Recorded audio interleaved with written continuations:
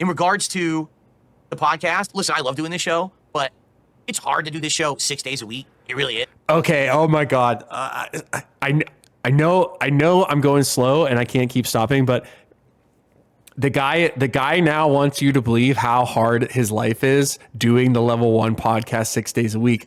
I want to scream. Like this pissing me the fuck off. Like I have been bitching nonstop since I've started doing this, how this asshole never has anything to say during his little podcast that he does. He insists on doing every day, and how this guy complains about how he does not have enough time to play all the games that he's supposed to be playing because he sucks at gaming and he's slow, and he wastes his fucking time doing this Level 1 fucking podcast every day. And now that he has the ability to do something else that is very likely going to get him more money than the podcast, now he's telling you how it's such a burden to do the podcast every day. You guys, people have been asking you for years, even before you called it the Level 1 podcast. When it was just the pre-stream podcast, people have been asking you for years to shorten the pre-stream and like get on with the gaming, right?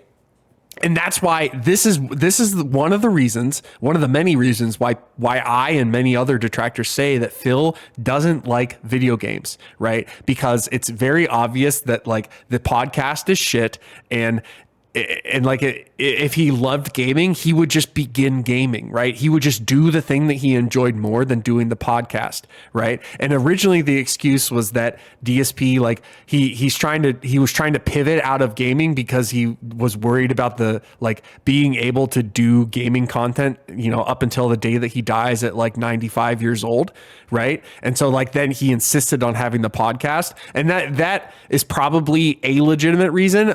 Like another, I think the reason that he never bothered to articulate is because like he's the world's most special boy and he like needs the attention, and he gets more direct attention doing the podcast than he does during his gameplay streams, right? Like before he even had the camera on and he was doing his pre-stream podcast, the pre-stream was oftentimes the most attended portion of his live broadcast, because, you know, for the same reasons the Level 1 podcast is now, is because if you want to come see the guy act like an animal, you had a much higher chance of him saying and doing something stupid on his pre-stream than you did during the video game. Like the video game parts, like those still happened, but like it was hard. Like it was feast, and then it was famine, right? And so like if you wanted to see that, there was plenty of Good Samaritans on YouTube that would like scrub through his gaming and then cut out the parts that were actually entertaining and put it up as a compilation, right?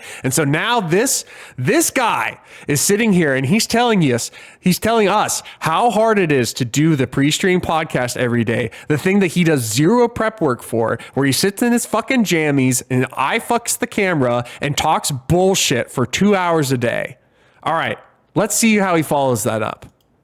Is like there's not necessarily a lot of content to cover every morning. Oh my God, he said it.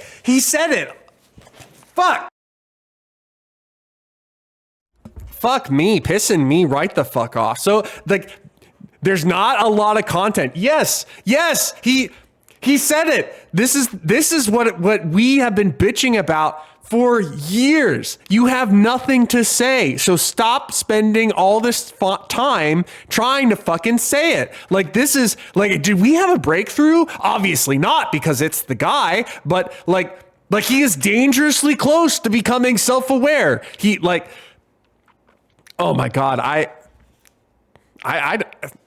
don't know what to say. Are we entering into a new era of DSP content?